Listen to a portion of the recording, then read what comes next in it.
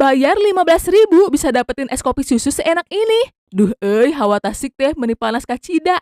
Aha, jadi keinget ada es kopi susu tekun nih. Minuman yang bakal nyegerin dahagamu. Harganya murce loh, mulai 15 ribuan aja per gelas. Pantesan aja, banyak yang kabita ngopi di sini ya. Udah mah hargana murah, rasana ngeunah. Terus pahit plus wangi kopinya dapet, cengharnya juga dapet. Pokoknya, definisi ngopi enak nggak bikin kantong kering.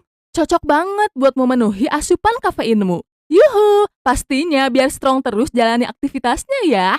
Hayu pada ngopi ke sini. Nah, di sini tuh ada 5 varian es kopi susu yang bisa kalian pesen. Pada penasaran kan? Yuk sekarang Mimin spill. Pertama, kopi susu gula aren. Rate-nya 80. Rasa pahit kopi dan sensasi manis-manis gula arennya mantep. Next, ada kopi susu karamel. Rate-nya 85. Yang ini rasa kopinya tuh ada gurih-gurihnya gitu loh.